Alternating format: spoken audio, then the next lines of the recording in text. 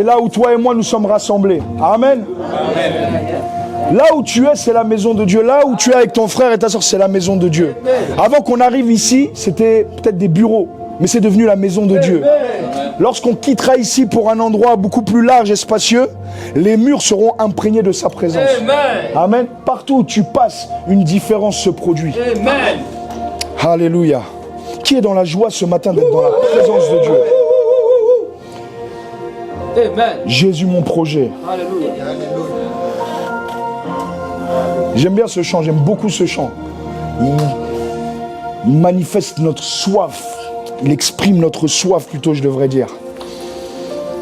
Alors encore, soyez vraiment, j'aimerais rendre grâce à Dieu et vous souhaiter la bienvenue à toutes. J'aimerais saluer toute ma famille Dunamis. Amen. Amen. Une famille merveilleuse que le Seigneur nous a donnée. Pour rappel, Dunamis dans la parole, c'est la puissance. D'ailleurs, c'est le mot dynamite est sorti de ce mot grec, Dunamis, la puissance explosive de Dieu. Et la Bible dit que l'évangile est une puissance. Amen. Quand on parle de Dunamis, on parle de la puissance de l'évangile qui transforme les vies. Est-ce que tu es là? Amen. Aussi, nous avons fait un acronyme avec ce mot Dunamis pour décrire nos valeurs. N'est-ce pas? Le D comme disciple engagé. Amen. Est-ce que tu es un disciple engagé? Amen. Si tu ne l'es pas encore, à notre contact ici, au contact de la parole, de la présence, de la prière, de la ferveur, tu vas devenir un disciple engagé. J'ai pas entendu ton amen. Alléluia. Uni par le Saint-Esprit. Ce n'est pas un homme qui nous a unis, c'est le Saint-Esprit qui nous a unis. Alléluia. Voilà pourquoi lorsque Dieu te conduit ici, laisse le Saint-Esprit t'unir aux frères et sœurs. Nous sommes unis par le Saint-Esprit. À la nouvelle naissance, nous avons été unis, baptisés dans le corps de Christ, mais aussi dans le monde naturel. Cela se manifeste par la présence dans une famille, une église locale, n'est-ce pas? Nous tous, nous faisons partie de la race humaine, mais nous avons besoin d'une famille dans laquelle grandir. On ne peut pas aller dans toutes les familles, manger lundi dans cette famille, les gens vont te jeter. Pourquoi? Parce qu'en fait, Dieu t'a appelé aussi à appartenir à une famille locale. Est-ce que tu es là? Amen. Unis par le Saint-Esprit, haine non diluée par le monde. Aujourd'hui, plus que jamais, nous avons besoin d'être une génération d'hommes et de femmes qui ne sont pas dilués avec les choses du monde. Trop de chrétiens sont mélangés aujourd'hui, mais ils cherchent des gens qui sont non dilués par les choses du monde. Ah, authentique dans notre relation avec Dieu. Ah, on doit être authentique. C'est pour ça qu'on danse sans s'excuser. Pourquoi? On est nous-mêmes. Amen. Si tu ne danses pas parce que tu ne te sens pas à l'aise, mais tu es là dans la présence de Dieu, tu es toi-même. D'ailleurs, j'aimerais dire que vous ayez donné votre vie à Christ ou pas encore, vous êtes les bienvenus. Restez là le temps qu'il faudra pour que vous puissiez recevoir la parole et que la parole elle-même puisse vous convaincre de changer de vie. Amen. Amen. M, motivé par le salut des âmes. Est-ce que tu es motivé vraiment par le salut des âmes? Amen. Toutes ces valeurs, c'est la Bible qui nous les enseigne, c'est Jésus qui nous les enseigne. Il a dit, faites de toutes les nations des disciples. Je dois être motivé par le salut des âmes. Amen. Je ne dois pas être motivé par le fait d'avoir une carrière professionnelle avant d'être motivé par le salut des âmes. Amen. Parce que quand Jésus est venu dans ta vie, il est venu au milieu de quelque chose que tu es en train d'entreprendre, mais même si cette chose-là est importante pour la suite, les priorités ont changé. Amen. Les motivations doivent changer. Beaucoup trop de gens cherchent leurs propres intérêts, bien qu'étant chrétiens. Lorsque tu deviens chrétien, c'est pour ça qu'être chrétien, c'est pas pour n'importe qui, entre guillemets. Tout le monde peut devenir chrétien, mais seulement est un vrai disciple du Seigneur, quelqu'un qui est prêt à tout abandonner pour lui. N'est-ce pas? Ce n'est pas tout le monde. Motivé par le salut des âmes. Intense dans la prière. Ah, dis avec moi, intense. La Bible dit, soyez fervents d'esprit, n'est-ce pas? La Bible dit que la prière fervente du juste, tu dois être intense dans la prière. Les prières où Seigneur, non. Tu dois être dans le feu. Bien sûr, il y a des moments où tu es dans la contemplation, tu es dans le calme, mais à un moment donné aussi, il faut l'intensité. Ça ne veut pas dire crier à tue-tête, mais Jésus, lorsqu'on le voit prier dans la Bible, il était intense. La Bible dit qu'il se retirait dans les déserts seul pour prier, même s'il ne criait pas trop fort, il était intense. L'intensité n'est pas dans le débit de ta voix seulement, mais surtout dans ce que tu mets dans ton cœur quand tu pries.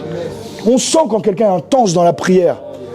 Récemment, je tombais sur une vidéo d'un sportif qu'on connaît tous, Mike Tyson. Mike Tyson, qui Quand tu le vois parler, même s'il parle doucement, tu sens que sa personnalité est intense. Il transpire pendant qu'il parle. C'est ça l'intensité. C'est que quand tu parles de l'évangile, tu ne parles pas juste nonchalamment, tu le parles avec intensité, tu le pries avec intensité. Nous sommes là dans l'intensité. Et le S pour sérieux dans la proclamation de la parole, de l'évangile. Amen. Amen. C'est l'évangile que nous devons prêcher, mes amis. Ce n'est pas nos propres opinions. Ce n'est pas nos propres agendas. Ce n'est pas notre propre volonté. Ce n'est pas notre propre révélation. Aujourd'hui, chacun prêche sa révélation et les chrétiens ne sont pas transformés. Ce qui va transformer les chrétiens et les faire revenir véritablement au cœur de Dieu, c'est l'évangile. Amen. Ce n'est pas mon agenda que je dois présenter avec des versets bibliques que j'adapte. Non, non, non. C'est ce que la parole veut nous dire, nous la présentons. Dans Jude 1 au verset, avant d'aller dans Matthieu 2, parce qu'aujourd'hui nous allons aller dans Matthieu 2, dans Jude verset 1, chapitre 1, verset 1 à 3, à un moment donné, il nous est dit au verset 3, même au verset, est-ce qu'on peut lire ça? Amen. Ça va introduire le message d'une certaine manière. J'espère que tu as ta Bible. Si tu n'as pas de Bible, il faut absolument que tu t'en procures une. Nous sommes au 21e siècle, les Bibles, là, vraiment, c'est pas ce qui manque. Alléluia. Amen. Tu peux en acheter même à 2 €. Il y en a même qui sont gratuites. Donc si tu n'as pas de Bible, vraiment, tu as même sur ton téléphone, tu peux prendre la Bible. Est-ce que quelqu'un aime la Bible ici? Amen. I love my Bible. I love my Bible. Yes. Mon épée. Amen. L'épée de l'esprit qui est la parole de Dieu. Jude, serviteur de Jésus-Christ et frère de Jacques, à ceux qui ont été appelés. Donc à qui? À nous. Tu as été appelé toi aussi. La Bible dit qu'ils sont aimés en Dieu le Père. Tu as été aimé. Et qui sont gardés pour Jésus-Christ. Tu as été appelé, tu as été aimé, tu as été gardé. Et tu l'es encore. Que la miséricorde, la paix et la charité vous soient multipliés. Amen. Verset 3. Bien-aimés, comme je désirais vivement vous écrire au sujet de notre salut commun, je me suis senti obligé de le faire. C'est pour ça que je prends ce verset. Je me sens obligé de faire ce que je suis en train de faire. C'est pour ça que je le fais. Afin de vous exhorter à faire quoi? À combattre pour la foi qui a été transmise au sein une fois pour toutes. La Bible nous dit que la foi nous a été transmise une fois pour toutes. Laquelle? Celle des évangiles. Pas celle qu'on peut nous prêcher à droite à gauche aujourd'hui. Tout doit être discerné au travers des Écritures. Ce n'est pas parce que sur un mur ou sur un bâtiment nous mettons église que vraiment c'est l'église de Jésus-Christ. Ce qui fait que l'église est l'église de Jésus-Christ, c'est la parole prêchée. Est-ce que nous sommes en conformité avec la foi qui nous a été transmise une fois pour toutes? Tu as reçu la foi. Cette foi, c'est celle que Jésus est venu nous apporter. La vraie, la pure, celle que tu transportes. Et il dit, combattre pour la foi. J'ai le sentiment dans notre génération, plus que jamais, que nous devons, nous les chrétiens, combattre pour notre foi. Si vous êtes un peu sensible et vous regardez le monde dans lequel on vit et certains événements qui se passent, on voit que l'ennemi, de plus en plus, cherche de manière frontale à détruire le christianisme, à détruire les valeurs bibliques, n'est-ce pas? Récemment, aux États-Unis, nous avons entendu, les gens peuvent ne pas être d'accord avec tout ce que cette personne disait, mais c'était un frère en Christ, il professait devant tout le monde, n'est-ce pas Jésus, et on l'a tué. S'il serait musulman, on ne l'aurait pas tué. S'il avait été bouddhiste, on ne l'aurait pas tué. Pourquoi? Parce que ce que lui transportait amenait les gens à la lumière. On l'a tué. Récemment, dans la même semaine, une personne, je vous l'avais partagé, à Lyon, a été un chrétien qui évangélisait, qui était handicapé, mais qui évangélisait. Toi, tu n'es pas handicapé, tu n'évangélises pas. Lui, il était sur chaise roulante, il évangélisait dans les rues de Lyon. Il s'est pris un coup de hache. Et il est mort. Récemment encore, on voit, pour ceux qui sont un peu sur les réseaux, cette fameuse émission sur France 2 qui finalement a discrédité, qui a voulu discréditer l'évangile, n'est-ce pas, en France? Pour ceux qui ont MLK, etc. Quel est le but? Le but, c'est de discréditer, en mentant, en présentant par la puissance des médias, par le prince de la puissance de l'air qui contrôle l'atmosphère de ce monde, des faussetés sur l'évangile. Plus que jamais, nous devons combattre pour la foi. Nous, les chrétiens, tièdes, on va se faire manger dans cette atmosphère-là.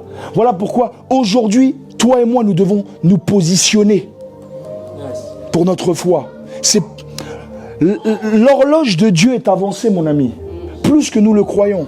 Là, nous prêchons dans Matthieu au commencement de l'évangile de Jésus-Christ, lors de sa première venue. Mais beaucoup de choses qui se passaient lors de sa première venue ou au commencement se reproduisent également avant sa deuxième venue. Parce que tout a été écrit pour un but. Est-ce que vous comprenez? Donc dis avec moi, je dois combattre pour la foi qui m'a été transmise une fois pour toutes, avec tous les saints. Amen. Et vraiment, avant de rentrer dans le message, je veux vraiment que vous sachiez que je rends grâce tous les jours et je prie tous les jours pour vous que Dieu fait. Je me discipline à prier pour vous. Les prières que la parole de Dieu nous enseigne à prier. Je prie en mentionnant vos noms parce que Paul a dit, je mentionne vos noms dans la prière. Il est important quand tu pries pour les gens, prends le temps de mentionner leur nom dans la prière.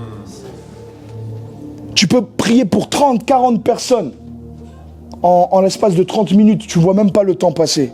Parce que tu as pris le temps de mentionner son nom dans la prière. Dire, je prie pour toi. Je prie pour, par exemple, pour Patrick. Que Patrick et son épouse Zano et ses enfants persévèrent dans une entière soumission à la volonté de Dieu. Amen. Colossiens chapitre 1 au verset 9. D'autres passages dans Romains 15, versets 5 à 6, il dit que le Dieu de la persévérance et de la consolation vous donne d'avoir les mêmes sentiments les uns envers les autres selon Jésus-Christ. Je prie pour Jessie, pour Arnaud, pour Eureka, pour Roméo, pour Hilden, pour tout le monde, en mentionnant les noms que le Dieu de la persévérance nous donne comme il est écrit, n'est-ce pas, d'avoir les mêmes sentiments les uns envers les autres selon Jésus-Christ. Fais ce genre de prière-là, tu vas voir les vies être transformées autour de toi. Philippiens 1, verset 9, il dit, et ce que je demande dans mes prières, c'est que votre amour augmente de plus en plus en connaissance et en pleine intelligence. Arrête de prier des prières qui, des fois, ne veulent rien dire. Prie les prières de la Bible. Prie les prières je prie pour que l'amour d'Ilden augmente en sagesse, en intelligence. Alléluia. Je prie pour que l'amour de Tcheleka, de Arnaud, de Cédric, de Rudy, de tout le monde, de Zanoa, de Idrid, grandisse. Amen. Alléluia. Les pasteurs, quand on ne mentionne pas un nom, on dit, si celui que je n'ai pas mentionné va croire que je n'ai pas prié pour lui. Non. Pardonnez-moi ceux que je n'ai pas mentionnés. Je mentionnerai, voilà, le Saint-Esprit connaît toutes choses. Sinon, je vais devoir mentionner tout le monde. Amen. Amen. C'est important, mes amis. Nous sommes vraiment dans des temps où les apparences sont trompeuses. Et vous savez, je pense que quand Noé faisait ce qu'il faisait, on le prenait pour un fou. C'est comme vous là, quand vous m'écoutez parler, vous dites, qu'est-ce qu'il raconte celui-là? Il pense que je suis un petit pasteur de rien. Je suis un petit pasteur de rien du tout, mais j'ai un message. Et si Dieu t'a amené jusqu'ici avec tes deux oreilles, c'est pour que tu écoutes et que devant Dieu, je ne sois pas responsable. C'est toi qui seras responsable de ta propre vie. Parce que tu penses peut-être que, comme il n'y a pas encore beaucoup de projecteurs, beaucoup de caméras, des néons, etc., le message que tu entends peut-être n'est pas important. Il est important. Dieu a choisi que tu l'écoutes par ma bouche aujourd'hui. Pour te remettre en question, si le Seigneur revient aujourd'hui, tu sois prêt pour le rencontrer. Est-ce que tu es là? Nous sommes dans notre voyage dans le livre de Matthieu et nous avons dans cette première série qui englobe les 4 premiers chapitres, on a déjà vu le chapitre 1 la semaine dernière, n'est-ce pas? Cette nouvelle série qui est du chapitre 1 à 4 que nous avons intitulé « Le roi entre dans la partie ». Pourquoi? Parce qu'on voit que par l'incarnation de Jésus-Christ, Jésus, Dieu fait chair, le Fils fait chair, est entré lui-même dans la partie pour solutionner les problèmes, non plus depuis le ciel, non plus au travers d'un prophète, mais au travers de son propre Fils, de sa propre chair. Et nous avons vu, et nous continuerons à voir, que le plus grand joueur d'échecs, je dirais de tous les temps pour imaginer ça, c'est Jésus, c'est le Seigneur. Amen. Dieu est le plus grand joueur d'échecs de tous les temps. Il est venu pour mettre échec et mat, la mort, l'enfer, les ténèbres. Voilà pourquoi tu ne pourras jamais échouer. Yes. Non, tu ne pourras jamais échouer. Jamais. Et nous continuons. Et vous savez le but de... Pourquoi le Saint-Esprit? Parce que je demande, Seigneur, explique-moi pourquoi prêcher cet évangile bloc par bloc, verset par verset. Parce qu'il m'a dit qu'en fait, c'est le seul moyen pour être vraiment centré sur Christ. C'est d'étudier les évangiles sérieusement. De ne pas faire comme beaucoup font, on lit, on ouvre chapitre 15, mais on ne lit pas les 14 autres chapitres juste avant. On lit des versets sortis de leur contexte et on ne mange pas véritablement l'entièreté de tout ce que le Seigneur a préparé pour nous. Les véritables disciples prennent tout dans leur contexte. Amen. Et nous avons vu la généalogie du Seigneur, nous avons vu la semaine dernière également avec l'annonce, ce qu'on appelle l'annonciation, l'annonce de l'ange auprès de Marie et tous les messages qui ont été attachés avec que certaines choses nous arrivent dans la vie à cause de la prophétie. Joseph et Marie leur est arrivé ce qui leur est arrivé. Pourquoi? Parce qu'il y avait des prophéties et ils ont été choisis pour les accomplir. Et toi aussi, il y a des prophéties sur la France, il y a des prophéties sur l'Église, il y a des prophéties sur un type de population qui ont été proclamées sur ta vie. Et c'est toi que Dieu a choisi pour accomplir ça. Amen. Lorsqu'il plut, Paul a dit, lorsqu'il plut à Dieu qui m'avait mis à part avant le sein maternel de me sauver, là, le plan de salut des païens est rentré dans un accomplissement plus certain qu'auparavant. Pourquoi? Parce que le temps était arrivé. Et aujourd'hui, nous voyons dans le chapitre 2 que nous allons voir que le temps marqué pour que l'incarnation de Jésus se manifeste, sa naissance et tout ce qui va suivre avec est arrivé. Amen. Et donc, étudier les évangiles, c'est nécessaire pour être des véritables disciples de Christ. On ne peut pas être des disciples de Christ, tu n'as jamais lu les évangiles, on ne t'a jamais prêché les évangiles, tu ne sais pas ce que sont les béatitudes, tu ne sais pas ce qu'est le sermon sur la montagne, tu ne sais pas qu'est-ce qui arrive à la fin des temps, tout ce que Jésus a enseigné. Tu dis que tu es disciple de Jésus, mais tu ne sais pas ce qu'il a enseigné. C'est comme quelqu'un qui dit « je suis élève de tel professeur », tu n'as jamais écouté un enseignement à lui. Tu n'as d'élève que de nom, mais pas l'identité. Est-ce que vous comprenez? Amen. Donc on peut dire qu'on est chrétien, mais est-ce que tu mènes le lifestyle qui va avec ta déclaration, celle qui sort de ta bouche? Je ne parle pas d'une fois de temps en temps, je parle tous les jours, tous les jours, tous les jours. Alléluia. On va prendre nos Bibles dans l'évangile de Matthieu au chapitre 2. Pour rappel, alors que nous allons dans Matthieu chapitre 2, qui était Matthieu? Matthieu était un collecteur d'impôts qui a rencontré le Seigneur. Il était un homme marginal, un paria qui avait été mis à l'écart de par sa profession de collecteur d'impôts. Si vous voulez plus d'informations, allez sur YouTube et vous écouterez le premier message de cette série où je parle vraiment pendant une grande partie de l'introduction de cette série de qui était Matthieu. Matthieu était un collecteur d'impôts considéré comme un rituellement impur, n'ayant pas le droit d'aller dans les synagogues, ne pouvant pas faire Shabbat avec sa famille, était au même rang que les prostituées aux yeux de la loi des pharisiens. Mais le jour où Jésus est passé devant son bureau de péage, à un seul regard, à un seul échange, 2 paroles, suis-moi, et sa vie a été transformée. Wow. Et nous avons vu que la puissance d'une rencontre avec Jésus peut tout bouleverser aussi dans ta vie. Yes. Jésus n'a pas regardé ce que les pharisiens disaient sur lui, tout comme Jésus ne regarde pas ce qu'un pasteur a dit sur toi. Ce qu'un prophète peut dire sur toi, ce que tes parents biologiques on peut dire sur toi, qu'une petite amie qui t'a fait souffrir ou un petit ami qui t'a abusé ou un membre de ta famille qui t'a pu dire sur toi. Jésus n'a pas regardé à ces choses. Il t'a appelé tel que tu étais. Il n'a pas dit avant que tu t'asseyes à ma table, tu dois être rituellement pur. Il est venu faire Shabbat le soir même ou un des soirs après qu'il ait appelé Matthieu. Et c'est ce jour-là où les pharisiens sont venus et disent mais comment ça se fait que toi, qui te prétends prophète, saint de Dieu, tu manges avec des gens de mauvaise vie? Il n'avait pas compris que lui, il était venu pour les malades. Toi, tu n'es pas appelé à manger qu'avec les chrétiens. Tu dois manger avec les malades aussi. Tu dois manger avec ceux qui souffrent. Tu dois pouvoir t'asseoir dans la rue à côté de quelqu'un qui vit par terre et manger un repas avec cette personne. Tu dois pouvoir aller à l'hôpital, visiter quelqu'un même si tu es très occupé. Pourquoi? Parce qu'en fait, tu ne le fais pas comme si c'était Jésus, tu le fais parce que c'est Jésus. Et donc nous allons parcourir le chapitre 2 aujourd'hui, et Dieu va nous instruire et nous orienter pour notre bien. Et étant donné qu'on va couvrir tout le chapitre 2 aujourd'hui, je vais lire le chapitre en 3 portions et le commenter au fur et à mesure. On va lire d'abord du verset 1 au verset 12. Est-ce que vous êtes là? Nous sommes là. Je peux lire? Amen. Augmente un peu le volume, s'il te plaît. Merci. Jésus étant né à Bethléem en Judée, au temps du roi Hérode, voici des mages d'Orient arrivèrent à Jérusalem et dirent « Où est le roi des Juifs qui vient de naître? Car nous avons vu son étoile en Orient et nous sommes venus pour l'adorer. » Le roi Hérode, ayant appris cela, fut troublé et tout Jérusalem avec lui. Il assembla tous les principaux sacrificateurs et les scribes du peuple, et il s'informa auprès d'eux d'où devait naître le Christ. Il lui dirent à Bethléem en Judée, car voici ce qui a été écrit par le prophète. Et toi, Bethléem, terre de Juda, tu n'es certes pas la moindre entre les principales villes de Juda, car de toi sortira un chef qui pètera Israël, mon peuple. Alors Hérode fit appeler en secret les mages et s'enquit soigneusement auprès d'eux depuis combien de temps l'étoile brillait.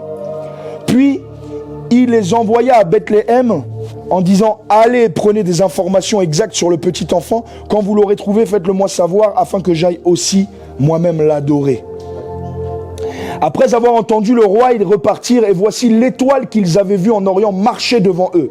Jusqu'à ce qu'étant arrivé au-dessus du lieu où était le petit enfant, elle s'arrêta. Quand ils aperçurent l'étoile, ils furent saisis d'une très grande joie. Alléluia. Ils entrèrent dans la maison, virent le petit enfant avec Marie, sa mère se prosternèrent et l'adorèrent. Ils ouvrirent ensuite leur trésor et lui offrirent en présent de l'or, de l'encens et de la myrrhe. Puis, divinement avertis en songe de ne pas retourner vers Hérode, ils regagnèrent leur pays par un autre chemin. Amen. Nous allons nous arrêter là pour cette première partie de lecture et on va commenter. La Bible nous dit clairement, déjà la Bible nous montre, on n'a pas lu la suite encore du chapitre, mais nous la lirons après. Ce chapitre parle de plusieurs personnages. Et la Bible nous dit clairement que Jésus est né, verset 1, à Bethléem en Judée au temps du roi Hérode. Dis avec moi, au temps du roi Hérode. Lorsque Jésus vient aussi dans ta vie, lorsque tu nais de nouveau, Jésus vient au milieu d'un temps qui des fois n'est pas le meilleur temps selon toi pour pouvoir le recevoir, mais il vient au milieu de ce temps-là. Le temps d'Hérode était un temps qui touchait bientôt à sa fin, comme je vais vous l'expliquer dans quelques instants, mais pourtant Dieu a décidé qu'il vienne quand même au milieu de ce temps-là et pas après son temps. Et pendant qu'il venait dans son temps, dans le temps d'Hérode, durant cette période, un groupe de personnes que la Bible appelle des mages arrive. D'ailleurs, je précise, ils n'étaient pas trois. Nulle part dans les Écritures, il y a écrit qu'ils étaient trois. Nous, on a vu le film des Inconnus, on disait qu'ils étaient trois. La tradition qui s'appelait Balthazar, etc. Une histoire, une recherche plus poussée va nous montrer qu'ils étaient beaucoup plus nombreux et qu'avec eux accompagnait une procession de personnes parce que lorsqu'ils sont arrivés à Jérusalem, ce qu'ils disaient ont troublé la ville. Pour que quelqu'un arrive et trouble la ville, pour que le roi les reçoive, il fallait que ça soit quelque chose qui soit conséquent. Et la Bible nous parle d'eux au pluriel. Et qu'ils avaient beaucoup de trésors avec eux, et ces trésors devaient être portés. Donc ils étaient plus nombreux que trois. Parenthèse fermée. Leur venue à Jérusalem a tellement attiré l'attention que toute la ville, le roi Hérode y compris, toute la ville était troublée par ce qu'ils étaient en train de dire. Une étoile a commencé à briller. La Bible dit qu'ils ont vu son étoile, l'étoile du Messie, et ils sont venus maintenant pour rechercher où il est, parce qu'ils étaient venus pour l'adorer. Si tu fais un peu des recherches, tu vas te rendre compte qu'à la période où Jésus est né, selon le calendrier des hommes, il y avait un alignement de planètes spécial dans cette période-là. C'est à peu près comme ça qu'on sait qu'il est né à cette période. Mais en lisant les Écritures et en faisant des recherches, je me suis rendu compte que c'était plus qu'un alignement de planètes en fait. C'était une étoile, c'était un signe surnaturel. Un signe spirituel, un signe que pas tout le monde ne pouvait voir, un signe que seulement ceux qui étaient sensibles pouvaient reconnaître. Et la Bible dit que son étoile, ils l'ont vue, et cela les a conduits auprès du roi Hérode, n'est-ce pas, auprès des sacrificateurs à Jérusalem, pour rechercher ça. Est-ce que tu vois un peu le contexte maintenant dans lequel ce texte est donné? Et alors, le roi Hérode entend ça, il est troublé, il convoque tous les sacrificateurs. Le roi Hérode, entre parenthèses, je vais y venir, mais je commence déjà. Le roi Hérode n'était pas un juif à la base. Sa famille s'était convertie un siècle avant au judaïsme. Le roi Hérode était un édomite, n'était pas un juif. Ok? Et son nom à lui, c'était Hérode le Grand. Il était très respecté, mais il faisait très peur aux gens. C'est-à-dire que c'est lui qui a fini de construire le temple à Jérusalem. C'est pour ça qu'on appelait le temple d'Hérode. Parce qu'il avait été celui qui a finalisé la construction sous son autorité. Mais Hérode aussi le Grand était connu pour être une personne d'une cruauté terrible. et un paranoïaque. Pourquoi je dis ça? Parce qu'il avait tué sa femme, 3 fils et beaucoup de membres de sa famille, juste par peur de complot contre lui. Là, je vous parle de ça pour que vous compreniez à qui on a affaire lorsqu'on lit ça dans les Écritures. Lorsque Hérode entend, il y a une série qui s'appelle, nous tous on la connaît, Game of Thrones, n'est-ce pas? Game of Thrones, en français ça veut dire quoi? Le jeu du trône. Et c'est quoi l'histoire dans tout ce qu'il y a dans cette série? C'est qu'en fait, qui aura le pouvoir? Qui régnera sur le trône de fer, n'est-ce pas? Pour ceux qui ont vu la série. La meilleure série de tous les temps selon certains. Amen. Il y a des fans ici, je sais. J'ai déjà discuté avec eux. En entendant ça, lui qui était sur le trône de fer, en tant qu'il y a un roi des Juifs, parce que lui n'était pas de la lignée de David, Hérode. Donc sur le trône, il n'était pas légitime. Il s'est retrouvé sur le trône, comme je vous l'ai dit, par manigance. Roi Jésus, fils d'Abraham, fils de David, nous disait que c'est lui qui devait régner. Mais seulement, Hérode, en entendant ça purement charnel comme il était, il veut savoir où est cet enfant pour pouvoir l'adorer. Dis-moi où il est, comme ça je vais venir l'adorer. Attention, dans ta vie, il y a des gens qui se font passer pour des adorateurs, mais ils veulent ta destruction, mon ami. Ils viendront même dans l'église, ils te feront croire qu'ils sont chrétiens, mais en fait, ils ne viendront pas pour adorer, ils viendront pour coucher avec toi. Ils viendront pour détourner les âmes, ils viendront pour te voler. Est-ce que vous comprenez? Et donc, Hérode, cet homme-là, avait un plan derrière la tête. C'était conserver le trône. Et lorsqu'il entend que le roi des Juifs est né, il commence à se dire, aïe aïe aïe, je vais avoir des problèmes. Sauf que Jésus, lui, n'était pas venu régner sur ce trône que lui avait. Il cherchait à régner sur un autre type de trône, sur le trône de ton cœur, sur le trône de mon cœur. Jésus n'est pas venu pour d'abord régner en majesté de manière visible. Il est venu pour régner dans les cœurs. Là où les gens se battent pour des positions, même à l'église, on voit ça aujourd'hui. Les vrais chrétiens, les vrais disciples, ce ne sont pas ceux qui cherchent les positions, ce sont ceux qui cherchent à faire du bien à leur prochain et à leur présenter Christ afin qu'ils le portent dans leur cœur. Est-ce que vous êtes là? Lorsque cette étoile vient dans ta vie, à toi aussi, elle va te transformer. Lorsqu'elle est venue, elle a ébranlé, il y a eu un ébranlement dans l'atmosphère. Lorsque l'étoile a commencé à se manifester, lorsque Christ commence à se manifester dans ta vie, il ébranle tes cieux et ta terre à toi aussi. Les choses qui allaient comme sur des roulettes, maintenant ça commence à être... Pourquoi? Son étoile est arrivée. Dans Agé, une prophétie annonçant son arrivée dit « Encore un peu de temps », il parlait de la venue, il parlait de la naissance. « Encore un peu de temps et j'ébranlerai les cieux et la terre. Le trésor des nations viendra. » Voyez, le trésor des nations descend et déjà les combats commencent. Il y a tellement d'enjeux dans ce chapitre 2 qui nous enseigne aussi en tant que chrétiens tout ce qui est attaché à Christ en nous. Et pourquoi jamais le monde ne pourra être ami avec toi si tu es un véritable chrétien. Pourquoi? Parce que le même esprit qui animait Hérode, c'est le même esprit qu'il y a dans le monde aujourd'hui et qui veut détruire Christ en toi. Oh, ça ne le dérange pas que tu viennes à l'église le dimanche. Ce qui le dérange, c'est que tu pries. Ce qui le dérange, c'est que tu sois sérieux dans ta sanctification. Ce qui le dérange, c'est que tu évangélises, que tu prêches la parole. Ça ne le dérange pas que tu aies que l'apparence. Les pharisiens avaient l'apparence. Ils étaient tranquilles. D'ailleurs, ils servaient le diable plutôt que Dieu. Ils avaient pour père le diable, c'est ce que Jésus a dit. Ils disaient, on est un fils d'Abraham. Tu peux dire que tu es fils de Dieu, mais est-ce que vraiment ta vie est en accord avec les Écritures? Alléluia. Il y a tellement d'enseignements dans ça. Et donc, Hérode convoque les mages qui étaient des païens, qui n'étaient pas des juifs, en leur disant secrètement, dès que vous allez là-bas, vous me dites une fois que vous l'avez trouvé, vous le trouvez et vous me dites où c'est. Et je viendrai moi aussi l'adorer. Les mages arrivent et ils étaient émerveillés parce que l'étoile qu'ils avaient vue dans le ciel les conduisait jusqu'à un endroit où l'étoile s'est arrêtée. C'est pour ça que je dis que c'est pas une étoile naturelle. Comment une étoile peut te conduire? Elle s'arrête, tu sais que c'est telle maison. Non, c'est compliqué. Moi je dis c'est une étoile surnaturelle. C'était quelque chose de surnaturel. Et cette étoile s'est arrêtée. Ils étaient dans cette maison, ils ont vu et ils ont apporté les trésors. La Bible dit qu'ils ont apporté 3 choses. L'or, l'encens, n'est-ce pas, la myrrhe. Et cette adoration, cette offrande était un message de qu'est-ce qui allait être attaché à la vie de cet enfant. Mais pas juste de cet enfant, mais aussi de ce Christ-là, maintenant qui est dans le ciel, mais qui vit aussi en toi. Ces trois choses sont aussi attachées. Il dit, l'or représentait la royauté du Christ. Voici le vrai roi, celui qui va régner. C'est l'or, représenté par l'or. Il vivra avec autorité, il parlera, il enseignera avec autorité, il pètera, comme on l'a vu dans le verset 6, les nations avec une verge. N'est-ce pas?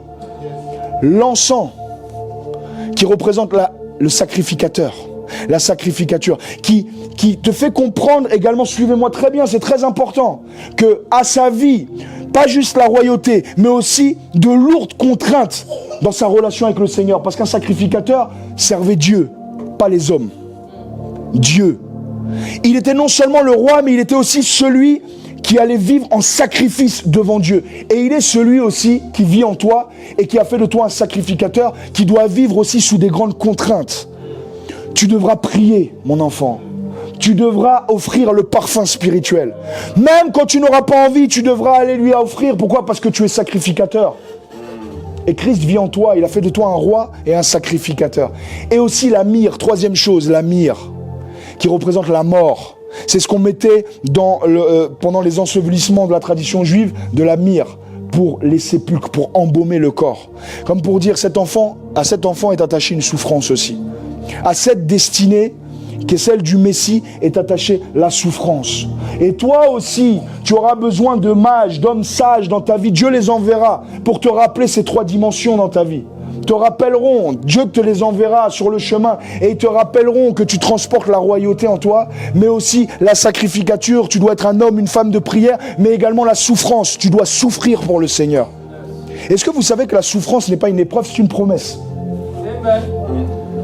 Souffrir pour Dieu n'est pas une épreuve du diable, c'est une promesse de la Bible. Vous souffrirez à cause de mon nom. Vous serez persécutés à cause de mon nom. Et dès son jeune âge, et toi aussi, dès que tu nais de nouveau, ces trois dimensions entrent dans ta vie. C'est pour ça que quand tu as donné ta vie au Seigneur, dans ta maison, les gens ont commencé à te combattre. Pourquoi? C'est comme Hérode. Hérode, n'est-ce pas, le grand, qui animait d'un esprit. Quel homme, un homme pour garder le trône peut combattre un autre homme, mais quel homme convoque les experts de la parole de Dieu pour leur demander où le Messie va venir, pas dans le but de l'adorer, mais de le tuer? Ça veut dire que quel esprit animait cet homme pour vouloir anéantir ce qui est inanéantissable? C'est l'esprit de l'Antichrist, mon ami. La Bible appelle cet esprit l'esprit de l'Antichrist. Il est déjà dans le monde. Il n'est pas omniprésent, mais le système dans lequel nous vivons, nous voyons qu'en fait, il est antichrist. Tout ce qui est fait aujourd'hui est fait pour détruire la foi, la véritable. On tue les chrétiens, on attaque, on persécute les chrétiens, on se moque d'eux. Pourquoi? C'est l'esprit de l'Antichrist. Et dans Apocalypse 12, si vous lisez attentivement, je n'ai pas le temps d'aller là-bas, vous verrez la prophétie de la femme qui enfante un enfant et le dragon qui est là pour dévorer l'enfant dès qu'elle sort de son sein, et Dieu délivre l'enfant. C'était aussi pour montrer ce qui s'est passé au travers de la naissance et de Hérode. Toi, tu vois juste Hérode, c'était le dragon qu'il y avait derrière. Parce que rappelle-toi que dans Apocalypse, le dragon, au commencement, ce n'était pas un dragon, c'était un serpent. Mais il a pris de la taille. Il a pris de la taille, mon frère. Il a pris de la taille. Ok? Et la Bible dit, la semence de la femme t'écrasera la tête. Il y aura inimitié entre ta postérité et sa postérité. La postérité du serpent, la postérité du mal, la postérité de l'antichrist, la postérité du diable contre la postérité de la femme. Est-ce que tu sais que toi aussi tu fais partie de la postérité de la femme?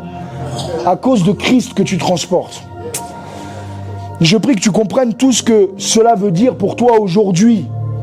Christ est né, il est venu dans le monde. Ce n'est pas juste une histoire à raconter le 25 décembre, comme on le fait souvent dans nos églises, n'est-ce pas? On met un petit enfant et encore, même ça, on l'a enlevé aujourd'hui. On ne voit plus les crèches aujourd'hui, on voit autre chose. C'est plus que cette histoire, c'est pour te faire comprendre que peu importe les temps, là où Christ est, Christ sera combattu. Mais aucune conspiration humaine, comme on va le voir, ne pourra contrecarrer les desseins divins dans l'église, les desseins divins dans ta vie. Aucune conspiration humaine. Dis avec moi, aucune conspiration humaine. Voilà pourquoi n'aie pas peur du diable. est-ce que Jésus, une fois dans sa vie, a eu peur du diable? Non, aucune conspiration. Ce qui m'arrive, cela m'arrive pour un but. Ce qui m'arrive alors que je fais sa volonté n'est pas juste une épreuve, c'est aussi le passage par lequel je dois passer. Parce que souviens-toi, la souffrance est une promesse.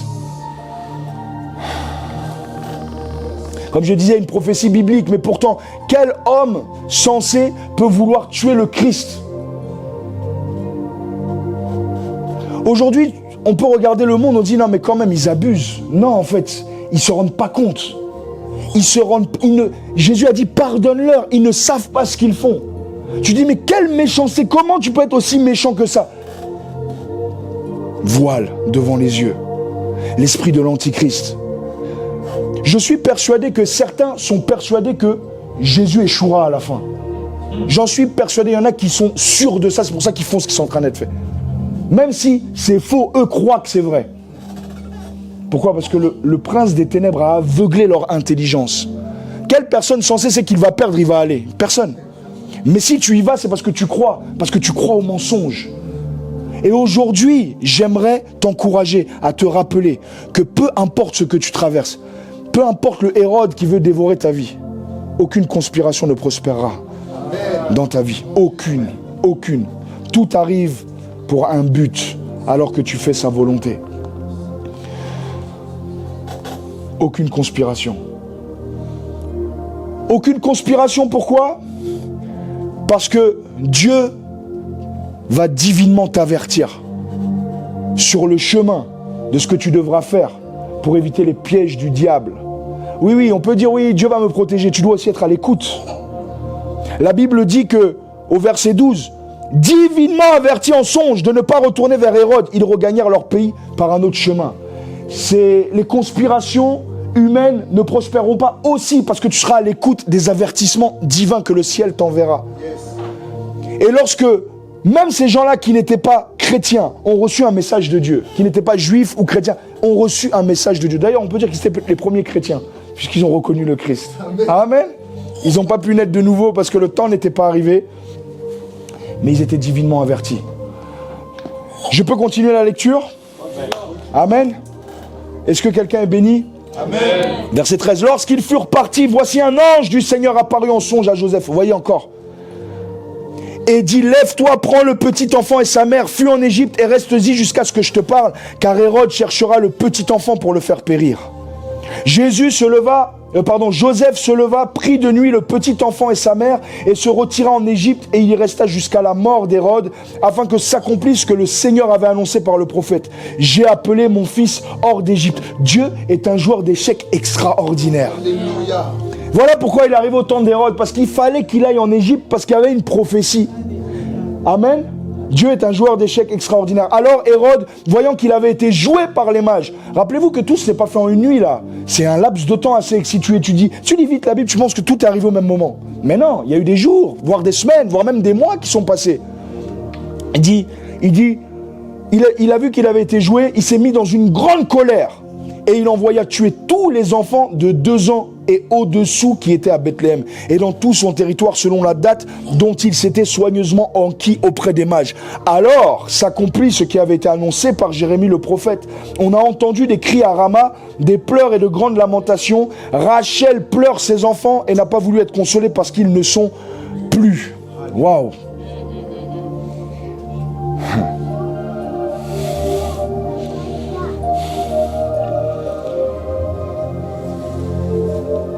Rappelez-vous, Hérode a posé la question aux mages. Depuis combien de temps l'étoile brille? N'est-ce pas? Depuis combien de temps l'étoile brille? Il a pris des enfants de 2 ans et tous ceux qui étaient en dessous. Je pense pour ratisser large. Mais on voit qu'il y a un laps de temps qui s'est passé entre la naissance et le génocide, on peut appeler ça, de Hérode, n'est-ce pas? Quel est mon point ici? Mon point, c'est que avant que cela n'arrive, Joseph, qui était le responsable de Jésus et de Marie, a été divinement averti en songe, avant même que Hérode ne soit en colère, avant même que le diable ne soit au courant. Dieu avait déjà préparé ses enfants pour que ses enfants puissent échapper à la catastrophe. Voilà pourquoi aujourd'hui, toi aussi, tu dois être dans la prière. Tu Tu dois être à l'écoute de ce que le Saint-Esprit te dit. Pourquoi? Parce que ce que tu transportes, c'est pas juste métro, boulot, dodo. Non, non, il y a quelque chose de plus. Il y a des âmes qui doivent être bénies par ta vie, par ton existence. Il y a des âmes qui ont besoin d'être bénies par notre Église. Il y a des âmes qui doivent venir sur les chaises qui sont vides. Et elles vont venir par qui? Par toi et moi. Et nous devons payer le prix de l'écoute à Dieu. Joseph était le responsable. Il a parlé à Joseph. Jésus était le Messie, mais même le Messie était soumis à des responsables. Amen. Toi, tu viens de naître de nouveau, tu veux pas qu'on t'enseigne la parole, tu veux toi-même enseigner la parole. Assis-toi comme Jésus s'est assis. Il y a des gens qui disent non, moi j'ai pas besoin de pasteur. Mais oui, mais ça veut dire que tu n'as pas l'esprit de Christ en toi. Parce que même Christ qui est né d'une vierge parfaite a dû aussi se soumettre à certaines lois. Il a dû croître, il a dû grandir en sagesse, il a dû poser des questions. C'est un mystère, parce qu'il était pleinement Dieu, mais il était aussi à la fois pleinement homme. Les deux natures étaient là, mais elles ne se mélangeaient pas. Pourquoi? Parce que si elles se mélangeaient, ça voudrait dire que lorsqu'il a fait les miracles, c'est parce qu'il était Dieu. Non, non, c'est parce qu'il était fils de l'homme, loin du Saint-Esprit.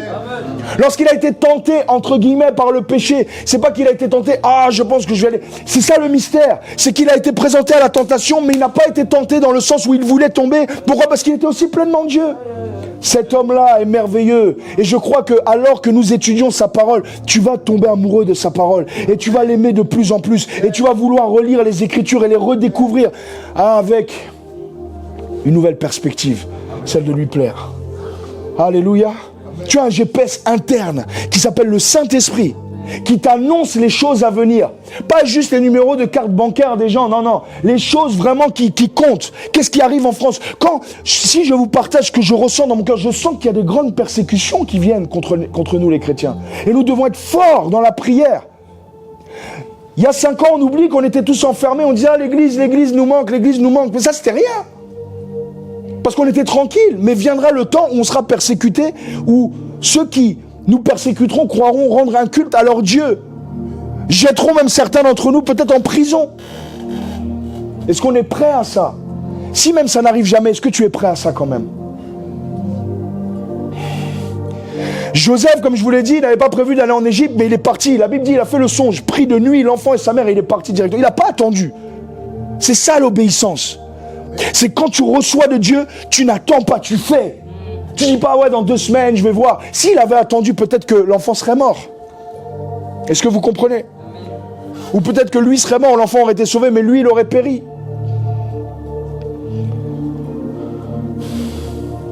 Tu devras faire attention à chaque saison de ta vie d'être à l'écoute. Parce que dans ce passage du chapitre 2, on va voir qu'à 4 reprises, Dieu avertit. 1 fois les mages, 3 fois Joseph. Et à chaque saison, il l'avertit pour la saison. Tu ne peux pas tout savoir à l'avance, mais à chaque saison, Dieu l'a averti. J'ai fait des recherches pour savoir combien de temps Jésus est resté en Égypte, à peu près, selon les recherches. Il est resté, selon les uns, maximum 1 an, quelques mois. Le règne d'Hérode touchait à sa fin, il est mort. L'enfant est revenu donc avec ses parents en Judée, n'est-ce pas? Mais il a appris, après, je continue la lecture, comme ça on va finir avec ça. Quand Hérode fut mort, un ange du Seigneur apparut en songe à Joseph en Égypte. Donc un nouveau songe, n'est-ce pas? Une nouvelle révélation. On ne parle pas juste des songes que Dieu il peut te parler de différentes manières, mais là il parle des songes. Moi je pense que quand c'est tellement important, il va passer par les songes. Pourquoi? Parce qu'il y a des choses là, quand tu es trop occupé, tu vas passer à côté. Mais un songe, c'est puissant. Un songe, ça vient asseoir quelque chose que quand tu es réveillé, tu ne peux pas forcément faire attention. Il y a certaines choses là, quand tu les vois dans ton sommeil, ne néglige jamais. Des grandes directions qui peuvent être données par les songes. Quand Hérode fut mort, voici un ange du Seigneur apparut en songe à Joseph en Égypte. Et il dit, lève-toi, prends le petit enfant et sa mère, va dans le pays d'Israël, car ceux qui en voulaient à la vie du petit enfant sont morts. Donc c'était plusieurs, il n'y avait pas que Hérode, il y avait aussi d'autres personnes. Joseph se leva, prit le petit enfant et sa mère et alla dans le pays d'Israël. Mais ayant appris qu'Archélaüs régnait sur la Judée à la place d'Hérode, son père, il craignit de s'y rendre. Et divinement averti encore en songe, il se retira dans le territoire de la Galilée, il vint demeurer dans une ville appelée Nazareth, afin que s'accomplit ce qui avait été annoncé par les prophètes, il sera appelé Nazaréen. Alléluia. À chaque étape, sa direction. J'aimerais tout doucement atterrir pour nous dire que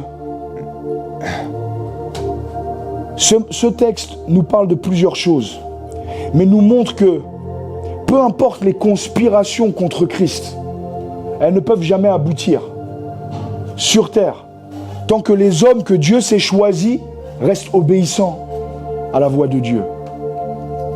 Tu peux être là, tu peux dire oui, non, le diable ne prévaudra pas dans ma vie, etc. Mais si tu joues avec ta vie, comme tu joues à la roulette russe, certaines prophéties, d'ailleurs toutes les prophéties qui sont sur ta vie sont conditionnelles à ton obéissance. Il y a des gens qui jouent avec leur vie pensant que les choses vont s'accomplir, qu'ils fassent le bien ou qu'ils fassent le mal. Non. On ne joue pas avec Dieu comme on joue à la roulette russe. Ça ne marche pas comme ça. À chaque étape, sa direction. Note ça. Dis-le avec moi. À chaque étape, sa direction. Hérode voulait détruire Christ. Hérode voulait anéantir Christ. Mais il a échoué. Pourquoi? Parce que l'enfant transportait une destinée beaucoup plus grande et que aussi il a eu des personnes autour de lui qui l'ont aidé à traverser les saisons de la vie. Voilà pourquoi tu dois honorer tes parents. Parce que oui, peut-être que Joseph n'était pas parfait, mais Joseph a sauvé le Messie. Peut-être que j'ai jamais entendu une prédication sur Joseph parce qu'il n'y a pas trop de versets sur lui. On ne sait pas, même on n'entend plus parler de lui après cette histoire-là. Il y en a qui disent que c'est parce qu'il était mort. On n'entend plus parler que de Marie, on n'entend plus parler de Joseph, n'est-ce pas? Si vous lisez Jésus grand, Joseph n'est pas là. Sa mère et les gens sont là, mais Joseph n'est pas là. Pourquoi? Peut-être qu'il était mort, on ne sait pas. Mais Joseph a été utilisé. Et j'aimerais parler aux hommes. Joseph était un homme responsable. Amen. Il était un homme que Dieu avait choisi pour une mission. Toi aussi, tu es le protecteur de ta famille. Amen. Vous aussi, messieurs qui n'avaient pas encore forcément de foyer, dans cette saison de votre vie, préparez-vous comme Joseph un jour s'est préparé, à être à l'écoute du Seigneur pour prendre l'enfant et sa mère et pouvoir l'amener là où elle doit aller. Bien aimé, il y a certaines choses que, tant que les hommes n'auront pas compris, l'Église ne pourra pas aller à notre niveau. Est-ce que vous comprenez, messieurs? Amen. Qu'une sœur dise Amen. Amen. Amen, amen, amen. Gloire au Seigneur.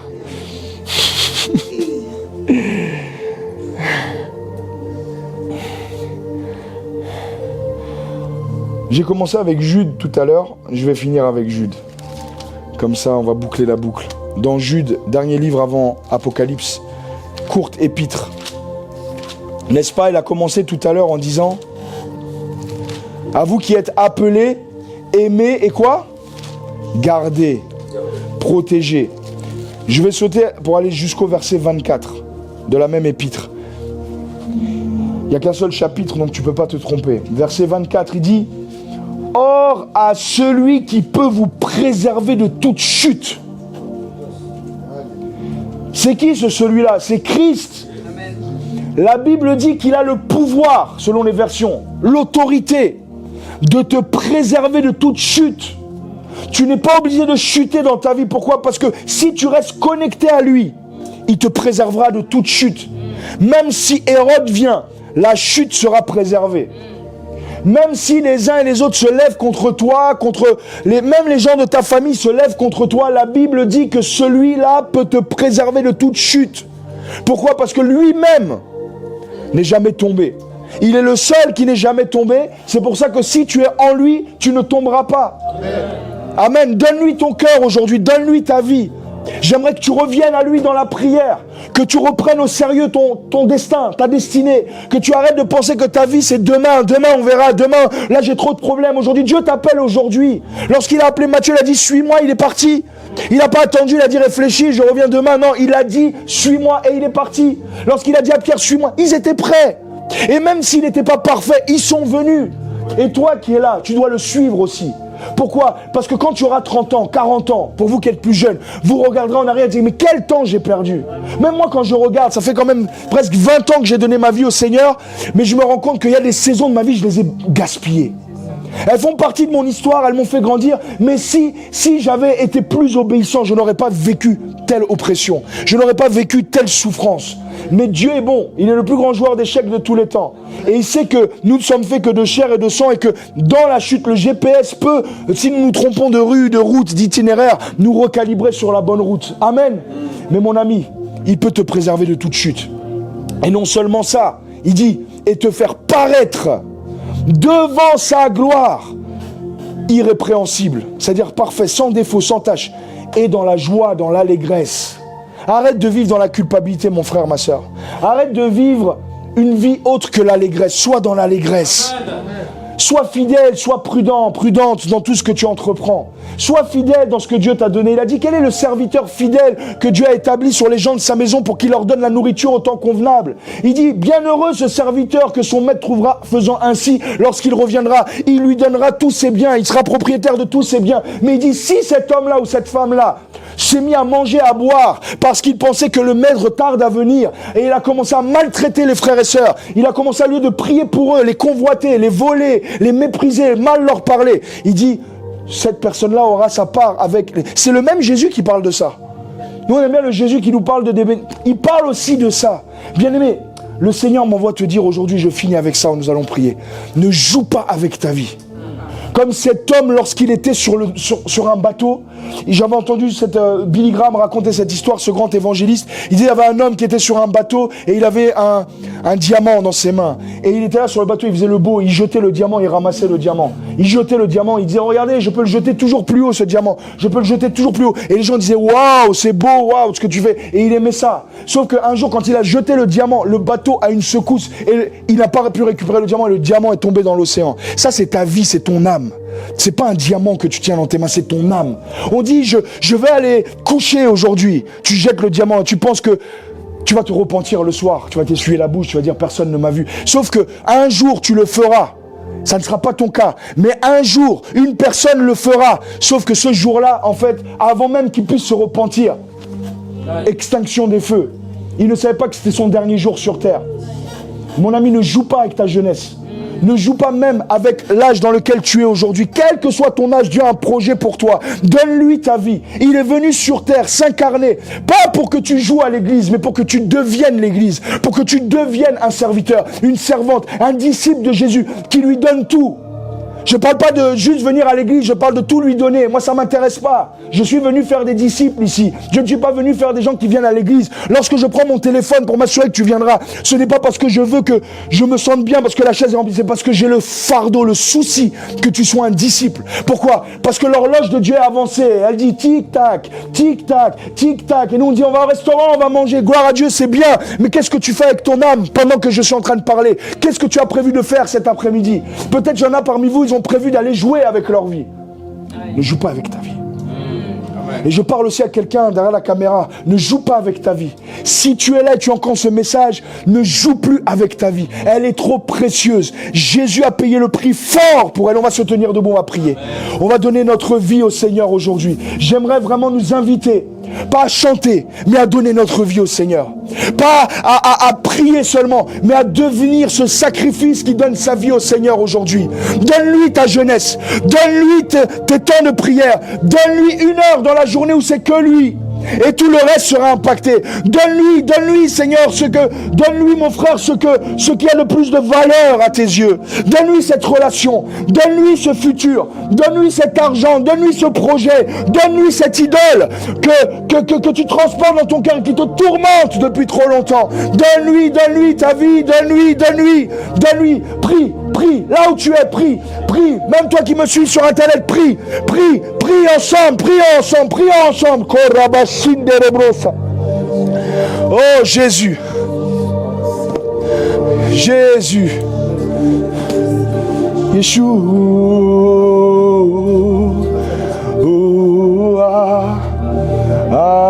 Donne-lui ta vie maintenant alors qu'il y a cette mélodie, juste cette mélodie. Et la chorale qui chante, toi tu t'abandonnes à lui. Donne-lui ton cœur, là où tu es. Donne-lui ton cœur. Dis, je veux t'appartenir. Utilise-moi comme tu as prévu de m'utiliser. Je ne veux plus jouer avec mon âme, je ne veux plus jouer avec ma vie. Je ne veux plus jouer avec mon temps. Je ne veux plus jouer avec mon corps. Je ne veux plus jouer avec mes paroles, avec mes pensées.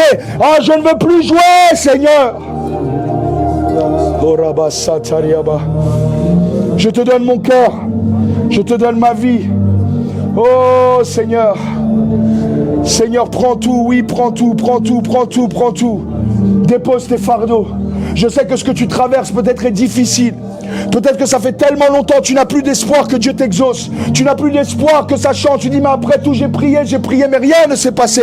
Le Seigneur connaît ta situation. Le Seigneur sait que tu es venu. Il est venu dans ta vie pour un temps comme celui-ci, comme il est venu au temps d'Hérode. Et Hérode est appelé à mourir. Un jour, cette épreuve mourra aussi. Un jour, ce combat ne sera plus. Mais en attendant, tu dois être dans l'or, dans l'encens, dans la myrrhe. Tu dois être dans la souffrance pour lui. Tu dois obéir. Tu dois ne pas perdre espoir malgré les épreuves qui sont les tiennes. Ah, bien-aimé, élève la voix. Abandonne-toi. J'aimerais qu'on puisse ensemble lever les mains pour ceux qui le veulent, pour ceux qui le désirent. Et dire, Seigneur, je te donne ma vie. Fais de moi un faiseur de disciples. Fais de moi un gagneur d'âme. Fais de moi un homme, une femme qui ne joue plus avec sa vie. Un homme, une femme qui porte l'étendard de Christ partout où il va. Et que les âmes soient sauvées. Et que des personnes soient transformées. Et que je devienne moi-même un exemple, malgré mes faiblesses. Un exemple de pourquoi suivre Christ est important et c'est beau. Seigneur, fais-le. Fais-le, que ce message, que cette parole percute un cœur aujourd'hui. Et que ce cœur ne soit plus jamais le même dans le nom puissant de Jésus-Christ. Oh oui, Seigneur. Alors que nous allons prendre la Sainte Seine dans quelques instants, continue à prier. Continue à prier. Le frère Cédric va venir prendre la suite. Que Dieu vous bénisse abondamment.